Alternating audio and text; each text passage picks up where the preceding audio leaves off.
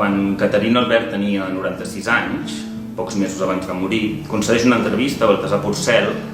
en què deixa anar una petita bomba i li diu que ella havia volgut sempre dedicar-se al teatre i a més n'havia escrit i n'havia escrit molt. Al cap de molt pocs dies pugen a l'escala Josep Miracle, que als anys 50 havia editat les obres completes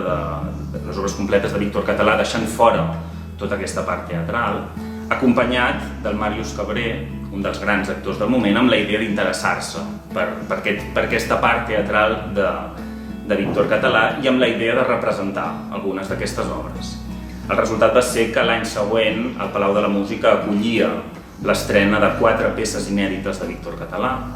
Va aparèixer una publicació d'un teatre inèdit, tal com es va dir en aquell moment, que incloïa 4 peces, entre les quals La infanticida, que per primera vegada apareixia publicada, i va ser una estrena que malauradament Víctor Català ja no va poder veure perquè havia mort al gener d'aquell mateix any. Aquesta obsessió, perquè segurament se n'hauria de dir obsessió pel teatre, que Víctor Català va arrossegar al llarg dels anys, no li va sortir només al final de la seva vida, quan va voler deixar publicada i estrenada part de la seva obra, sinó que a més ja l'havia acompanyat al llarg de la seva trajectòria. Als anys 50 Català ja havia intentat publicar un llibre que s'havia de titular Teatre de l'altre segle, en què hauria recollit, si no tota part d'aquesta producció, però la veritat és que fins a aquest 2021 no apareixerà per fi el Teatre Reunit de Víctor Català, que conté 12 textos teatrals, no només monòlegs, sinó que també conté drames, conté monòlegs en vers, monòlegs en prosa, i a més d'aquestes 12 obres quedaran pendents de donar a conèixer encara la vintena d'obres que Víctor Català va encetar en els primers anys de la seva trajectòria com a escriptora i les traduccions teatrals que va fer, perquè Víctor Català no només va escriure teatre gairebé compulsivament, es podria dir fins al tombant de segle, sinó que també va traduir. I per tant, Víctor Català, en els seus anys de formació com a escriptora, tenia una veritable vocació de dramaturga. De fet, quan es consolidarà com a escriptora, com a narradora amb els drames rurals, justament ho farà amb un títol, Drames rurals, que deixa prou clar la seva vocació de dramaturga, que pocs mesos abans de morir encara recordarà. Víctor Català, a més, va escriure sobre teatre, i no només sobre teatre com a literatura, sinó sobre teatre com a fet escènic, i això em sembla que és molt significatiu, perquè quan llegim els textos, els monòlegs, sobretot ens adonem que la reflexió, la mirada que hi ha de Víctor Català sobre la paraula teatral, i és una mirada sobre la paraula que d'alguna manera segurament traspua després en la seva literatura més narrativa, té molt present la força del cos, té molt present la força del vertigen del temps, té molt present la força del matís. Aquests textos sobre fet escènic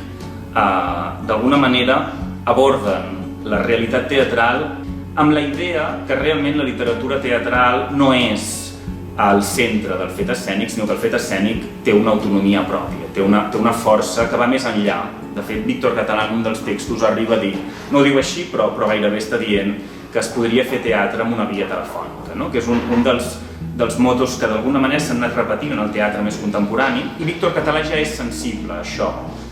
Quan ell escriu, quan el 1898 Víctor Català Caterina Albert presenta La infanticida als Jocs Florals d'Olot, l'autora s'adona que si ha de signar els seus textos amb els noms i cognoms, d'alguna manera no podrà fer realment literatura, no podrà fer realment teatre, sinó que s'estarà posant a si mateixa abans de la seva producció. I per tant, preferirà signar amb un pseudònim des d'aquell moment, i un pseudònim que ja no deixarà. Això segurament és molt significatiu de les dificultats materials que Víctor Català va topar a l'hora d'entrar al teatre. Sabem, per cartes de Víctor Català, que quan va estar a punt d'estrenar algun dels seus textos, la família no va veure amb bons ulls que una senyoreta pogués dedicar-se a l'escenari. La realitat és que la vida teatral no és només l'escriptura pels actors, sinó que és el contacte amb la faràndula, el contacte amb un univers que Víctor Català va tenir com a públic, perquè és una persona que va veure molt de teatre a Barcelona, molt de teatre a Madrid, i va viatjar bastant per Europa per veure també teatre. És a dir, realment la cultura escènica de Víctor Català com a espectadora era molt gran. El mite de l'escriptora tancada a casa, la seva assiduïtat als teatres ens ajuda a entendre que no té cap mena de fonament, però sí que és veritat que quan Víctor Català ja portarà una dotzena d'obres, haurà publicat els seus primers monòlegs i no aconseguirà estrenar, i a més tindrà dificultats a casa per poder estrenar amb el vistiplau de la família, etc., on segurament anirà reconvertint la seva vocació d'escriptura cap a la narrativa i anirà deixant de banda el teatre. Això fa que la majoria de textos teatrals estan escrits abans del tombant de segle XX i que realment des de llavors Víctor Català desisteix de fer teatre, segurament desanimada per la recepció que va tenir els 4 monòlegs, que no van tenir una traducció escènica aviat, i segurament també per les pressions familiars, segurament pel fet de veure que si no es posava a si mateixa com a personalitat era molt difícil que transités pel món del teatre. Com deia, La infanticida és el text teatral més conegut de Víctor Català. Des del meu punt de vista, l'obra mestra del teatre de Víctor Català segurament és Les cartes, que té un subtítol molt significatiu, que és Buits i nous. Buits i nous és la primera part d'aquesta expressió, buits i nous i cartes sense lligar, cartes que no lliguen, que fa referència, per una banda, a les baralles de cartes, els buits i els nous, però per altra banda dona a la dimensió de la paraula cartes una polisèmia que és molt important en el text i que és molt important, em fa l'efecte, en la ideologia teatral i la ideologia literària de Víctor Català. Les cartes, la baralla de cartes, d'alguna manera marca en el tarot el destí. Les cartes que ens enviem, les cartes que rebem, marquen també els destins i, per tant, d'alguna manera, la idea de cartes, la idea de tenir una carta amagada, la idea de la possibilitat de ser propi, de ser amo o no ser amo del propi destí, està al darrere d'un text que aparentment trenca amb el teatre en vers que havia escrit Víctor Català anteriorment, perquè és un text en prosa. Les cartes és el monòleg d'una dona desconeguda que apareixerà presentada per un actor molt conegut del públic, és a dir, que es tracta d'una obra a 2 personatges. De fet, la majoria dels monòlegs de Víctor Català, nosaltres li diem monòlegs perquè es considera que hi ha una única veu que parla, però realment ens fan pensar molt autors contemporanis com Thomas Berger, en què hi ha un personatge que xerra molt i n'hi ha un que calla molt. Quan una persona parla, de vegades parla amb si mateix i per tant hi ha una convenció literària, però moltes vegades parla perquè algú l'escolta o perquè pot ser escoltat, i per tant hi ha una relació que no és neta, no és pura, no és àtona de la persona que parla amb el que diu, no? I a les cartes això queda problematitzat d'una manera extraordinària perquè el públic veu un actor molt conegut del públic, que a més parla amb el seu nom i cognom i diu: la meva empresa, senyores i senyors, desitjosa de fer teatre contemporani, teatre modern, teatre compromès, revolucionari, etc., hem contractat a una senyora perquè ens expliqui les seves misèries. I fa entrar la senyora que explica les seves misèries, que es diu Madrona, i realment el monòleg és això, és una senyora que parla, que explica les seves penúries, resumidament és que el seu marit tindrà una relació extramatrimonial amb la tarotista del pis de sobre i al final un dia desapareix el marit i se n'ha anat a l'Argentina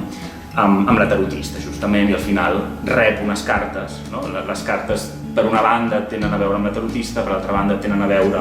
amb el marit des de l'Argentina, que li diu que la tarotista se li ha mort d'un mal molt lleig i que torna perquè està arruïnat i que si el pot cuidar, doncs estarà molt agraït. El gran problema en teatre, que és el per què parla algú, el per què es dona una informació i les violències que hi ha al darrere de l'intent de controlar una manera de parlar, de l'intent de controlar unes informacions etc., aquí estan problematitzades d'una manera extraordinària perquè està lligada amb la idea de llibertat i amb la idea de destí, amb la idea de carta, no? Les cartes que són d'alguna manera el símbol del destí, el símbol de la no llibertat que està escrita en el tarot, que està escrita d'alguna manera pels compromisos socials, també d'alguna manera estan remunerades i per tant estan teatralitzades i per tant estan corrompudes o estan pervertides pel fet teatral que al final es presenta davant d'un públic a canvi d'uns diners. El 1901, Víctor Català va escriure un text fonamental, al meu entendre, per acostar-nos al teatre de Víctor Català i segurament per mirar la seva literatura, sobretot aquesta literatura fragmentària, petita, menor, marginal, que s'allunya de les grans formes, no? de la forma de la novel·la, de la forma del poemari, de la forma de la gran obra de teatre que Víctor Català, com he dit, n'havia escrit al principi de la seva trajectòria, però després cada cop es van acostant més cap al monòleg i van centrant-se en aquest hereu, tal com ella diu, dels sainets i dels entremesos que farcien els grans espectacles des de l'edat mitjana, des que el teatre comença a tenir una relació amb uns espectadors, no? Tal com té en la modernitat. Els sainets, els entremesos, eren aquelles excrescències que d'alguna manera creixien al voltant de la gran obra central que l'espectador anava a veure, però la realitat és que el públic anava molt sovint a veure la funció per aquells entremesos, per aquells sainets, per aquelles excrescències que d'alguna manera connectaven molt més amb la seva realitat que no els grans discursos, les grans unitats de l'obra principal. No? Un autor escriu un monòleg, diu Víctor Català, moltes vegades ho fa per amistat amb un actor, amb una actriu, com a passatemps, per farcir un espectacle, però no se li dona normalment la dignitat que ella considera que hauria de tenir. I aquesta dignitat segurament té a veure amb la parcialitat de la forma, amb l'anècdota, amb el fet que un monòleg, igual que un conte, no té la pretensió d'abordar un gran tema amb una gran forma, sinó que dona testimoni parcial,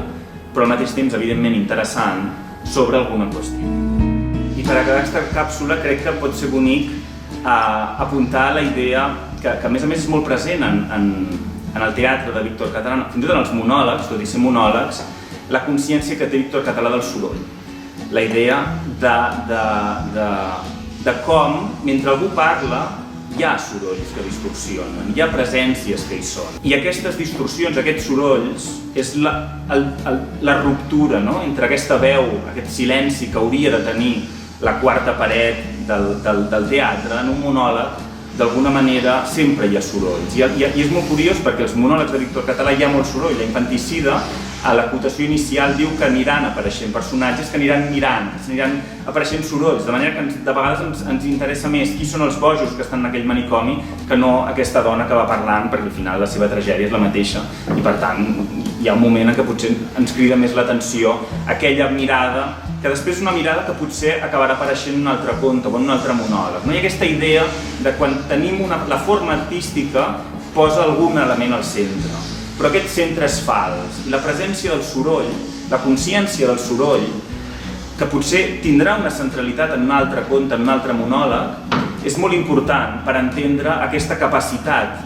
d'observació que té Víctor Català i sobretot aquesta consciència que la modernitat no pot intentar posar només un element al centre, sinó que ha d'estar obert al soroll de la seva realitat contemporània.